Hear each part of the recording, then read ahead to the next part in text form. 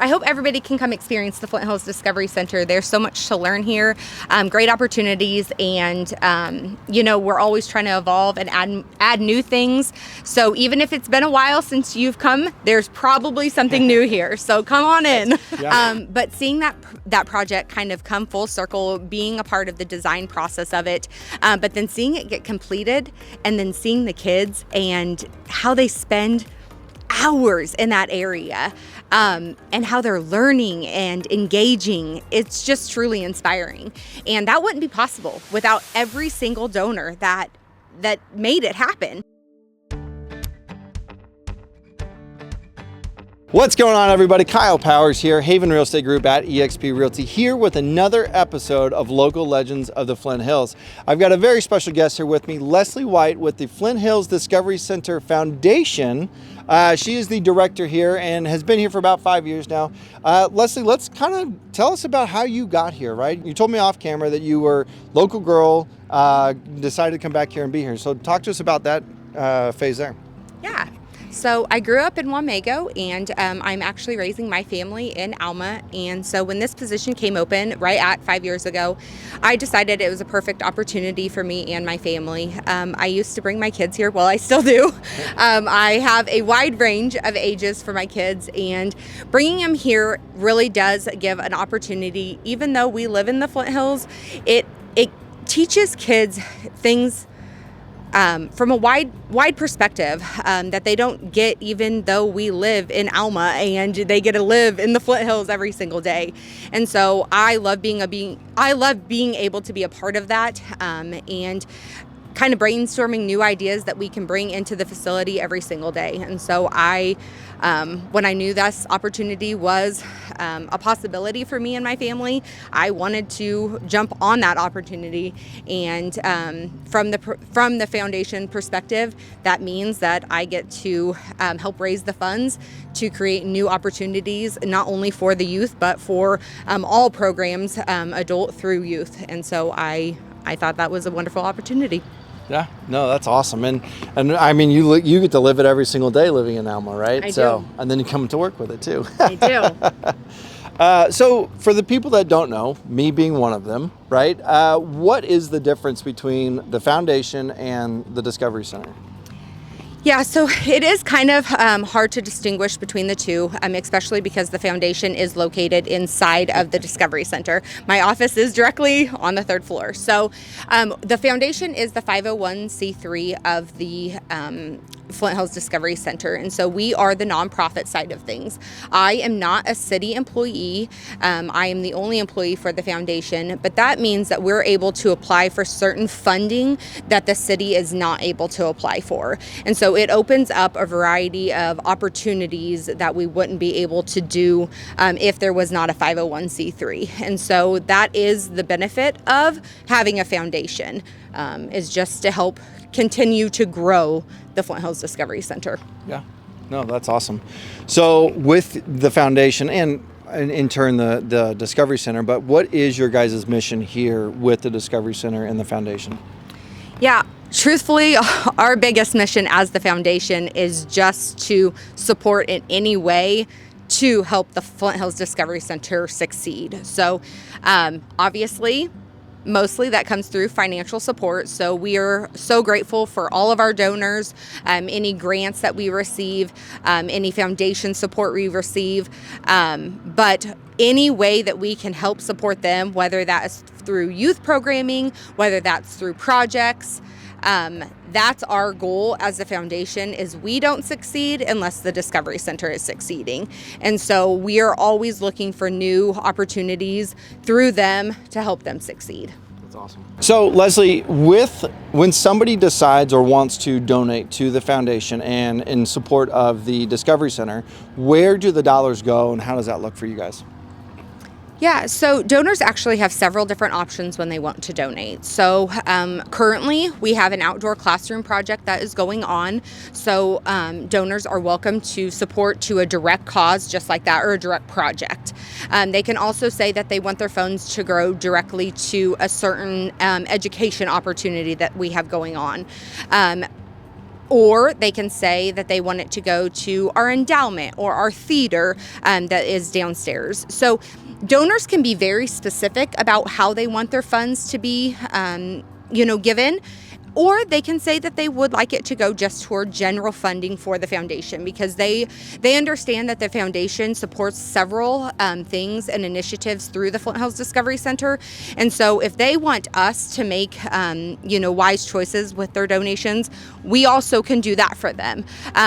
As the director, I am always very cautious, and as a board, there's 11 board members, and we always will follow up with how their donations did impact the Discovery Center.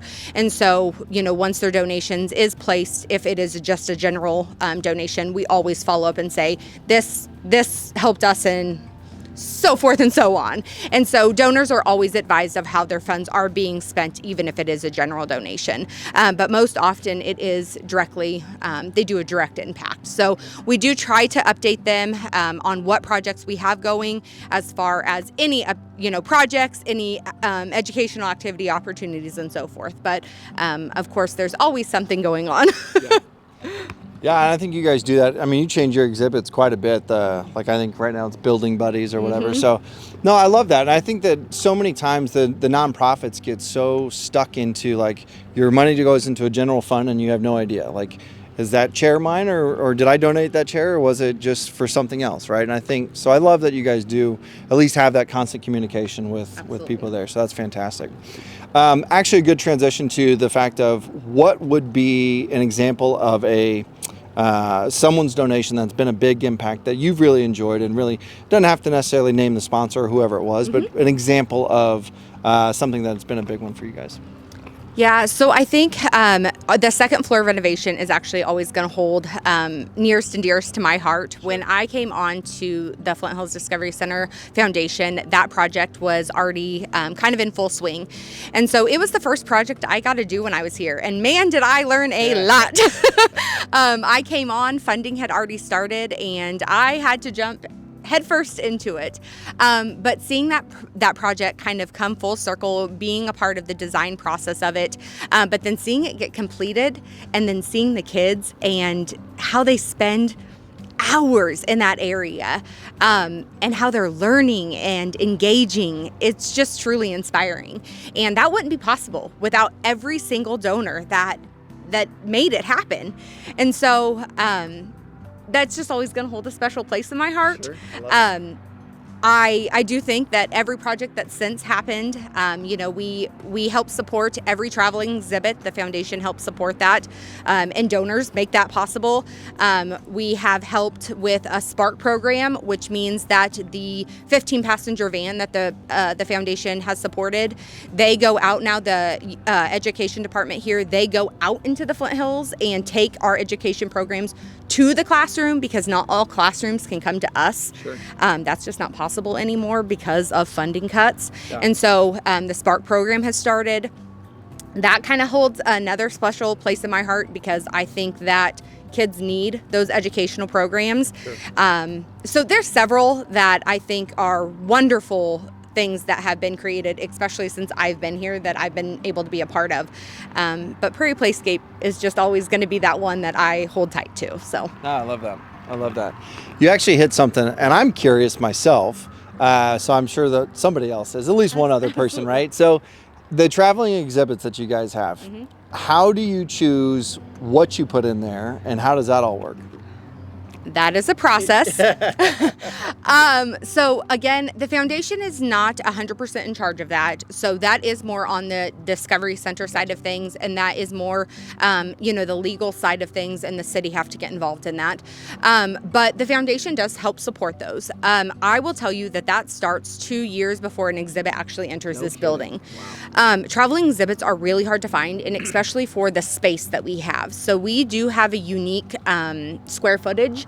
A lot of traveling exhibits are much larger than the space that we have. So finding one that will fit is difficult. Yeah. But you want something that will appeal to all ages. We do tend to have a lot of kids. So you want to make it kid friendly, but it does. The planning for that starts 2 years out. And so we have 3 traveling exhibits every year here, and making them unique, making them something that people want to come in and see, but also making sure that they fit in our space is always hard. Sure. If it wasn't for the generosity of all the sponsors that help make those possible, we would not be able to do it. So I speak that on behalf of the Flint Hills Discovery Center because, like you said, Building Buddies is here now, and I can't tell you how many sponsors made that possible. And kids are loving it. It's been here for roughly 2 weeks, and I know I can't even quote the number, but it's remarkable how many kids have been here and the length that they are staying because it's an incredible experience for them. So that's awesome. That's awesome. Well, and I guess that actually brings me to the next question. So I know that you guys do a lot of fundraisers, a lot of events and things that way, and we will talk about that, but I'm curious, so if anybody watching this or anybody out here wants to donate, be a sponsor, or whatever that looks like, what does that look like for them to either get a hold of you to become that sponsor or a donator? What does that look like for them? Yeah. So there is 2 different ways. Obviously, if you want to be a donor to the foundation, that would include a lot of the projects or helping fund youth education projects, or the foundation holds 2 different events. So if you want to be a sponsor in that form, you can always go online to the Flint Hills Discovery Center website. The foundation's information is located on that page as well. So again, that's why people kind of get us confused, is because we are located on their website as well.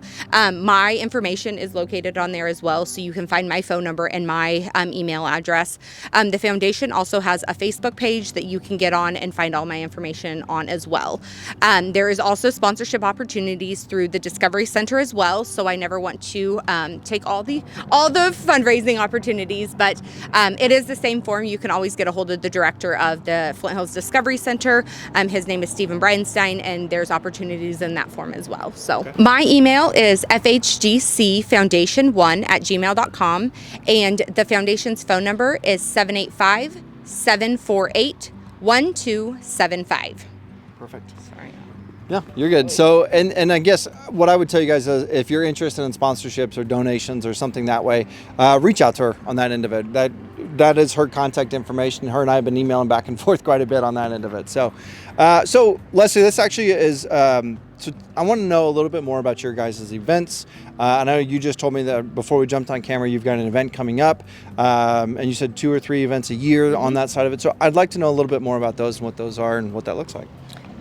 Yeah, so the foundation is always looking for ways to promote the Discovery Center, and our biggest one of the year is always in October. And so it's called Bison, Beef, and Bourbon. It is a fun night filled with great food, obviously bison and beef, and then we have bourbon, of course. There's also beer and wine, but of course the big ticket item is the bourbon.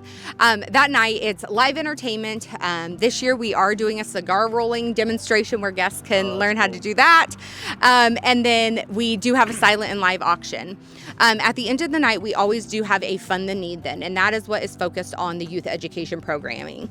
And so, like I mentioned earlier, last year we did our Spark program initiative, which was a huge success. It's actually carrying into the fall now that school is back in session. We started it last spring, and now we get to carry it into this fall. There was that much money raised that we're able to kind of carry it over, so it was amazing. So again, this year we'll be able to do that as well. So it's just a wonderful event. We always try to hold it about the 3rd Thursday in October every year. So we kind of keep up with that tradition. You do that here? We actually don't. So we outgrew the Flint Hills Discovery Center. That's awesome. So there's too many people that come to this event. With this being a 3-story building, it's nice when you can all be on one level. And my second year here, we just couldn't. We couldn't be it.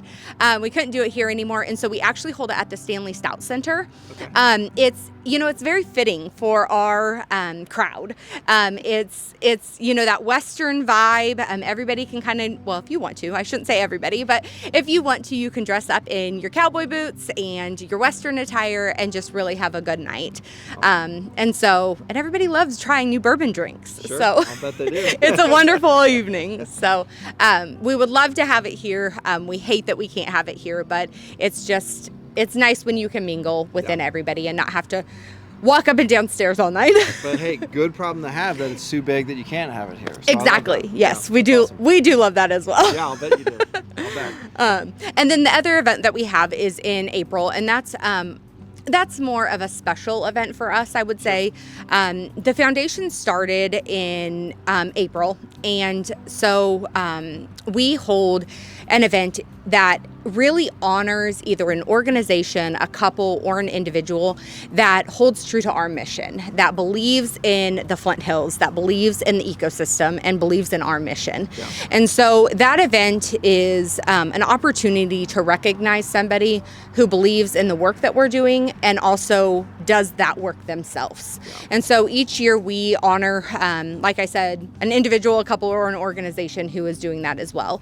So if you do come into the Discovery Center, there is a map located right by the elevator, and it has a list of all of those individuals. Friend of the Flint Hills is what we call that have been recognized throughout the years. And so it's really cool to see all of their names listed. But that is in April of every year. So that's awesome. Yeah. So an event or a Discovery Center or something like this obviously involves a lot of community support, a lot of community involvement. So I'd like to kind of touch on a little bit about what that is and what that means. One, what does it mean for you for the community support? And then two, what does your involvement in the community look like for what you guys have here? Yeah, so our biggest thing that we really try to do is our Flint Hills Festival. So that is in May of every year. It's the first Saturday in May. And we try every year to make that free admission. And so that means that everybody can attend all the events that are located outside on Blue Earth Plaza, but they also get free admission into the Discovery Center. The foundation helps support that, but there's also several other vendors that help support that. And I don't want to discredit you when you say Manhattan, but we really want that to be for the whole Flint Hills region. Sure. Because when we talk about the Discovery Center, we don't just talk about Manhattan. This place would not happen and exist if it was not for donors throughout the whole region. Because it truly is teaching about this whole beautiful region. Yeah. People don't understand how this ecosystem is so beautiful, and if we don't take care of it, how it's not going to exist anymore. Yeah. And so that is our biggest event that we try to hold, is that Flint Hills Fest. We try to get as many people here as we can. Last year we almost hit 10,000 to get here that day. Fantastic. Yeah, and so we really try to make that a very impactful day. Get as many people here as we can so that they get the opportunity to see the Discovery Center and learn about this area. So, but it's all community support. We try to get out in the community and do as many activities, sponsorships, different organizations that hold things. We try to partner up as much as we can, whether it's with the Kanza, with the zoo, with Tallgrass Prairie, all the different organizations. We just want to partner as much as we can because they help us as much as we help them, and we're all trying to share the same message, and we're all trying to help one another. So that's amazing. No, I love that, and I know that event. My family and I come down to that every year. So I think, because isn't that where you have a lot of live music and stuff? Yeah. Yes. So yeah, we've come down to it a couple of times, and we love it. So good. No, that's what we like to hear. I didn't realize there's 10,000 people though. It's a big day. It's a full day. That's awesome. And it's all day. Yeah. No, that's fantastic. So if you haven't been there, you need to come down to that one because it is a fun time. Food trucks and bouncy houses, all that stuff. Yep. No, I love that. So that's very cool. 10,000 people is fantastic. Yeah, we all sleep on Sunday. Yeah, I'll bet you do. I'll bet you do. Just kind of a breath of. Yes. So, Leslie, before we kind of wrap it up here, anybody that's watched the video to this point, we want to know, like, what is a good way for them to get involved or stay in the know of what the Flint Hills Discovery Center Foundation and the center itself has going on, and what does that look like, and how do they do that, and then what projects do you guys have coming up? Yeah. So I did kind of mention it earlier, but right now we are not wrapping up, we're actually just starting, truthfully. We are about to announce kind of the start design process of our outdoor classroom renovation. So in 2019, we were able to kind of start an outdoor classroom that is located just on the side of the building over here. But as Kansas weather, as you can kind of tell, it's October and it's so hot. Out and we're sweating. Yeah. So we are wanting to make that more all 4 seasons, Cool. Prevent the sun beating down on you all the time. Also the wind, all those elements. But we're also wanting to incorporate a boardwalk over in that area as well, to kind of go over the bioswale and so forth. So that project is currently going on right now, and we're going to kind of have a kick-off party here in just a few weeks, with that opening in fall of next year. And so there is a very unique opportunity right now for donors to participate in that will actually end in December. If you haven't ever heard about Kansas community tax credits, we were awarded those for this project. Really? Okay. Which is very, very unique and an amazing opportunity for the foundation. So I do have a few of those remaining still for this project. So if anybody is interested in not only helping that project, but kind of getting an extra boost on your donation, please let me know. I'm happy to help you and kind of explain what those do for you as a donor. But also it's giving to a wonderful project. Your donation does have to be $250 or above is the only requirement. Okay. So, but then for future projects, we are always thinking of new ideas. We're always coming up with new things to do here at the Discovery Center.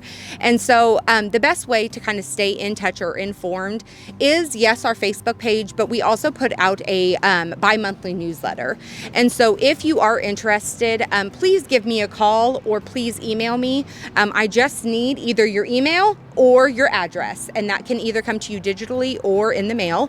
We do both versions, and that can keep you informed on ways that you can help support the foundation. The Discovery Center, they also do one. So if you want to be on both, we can get you on both mailing lists. So. Yeah. You want to give your contact information for that again? Yes. So again, my email is FHDCfoundation1@gmail.com.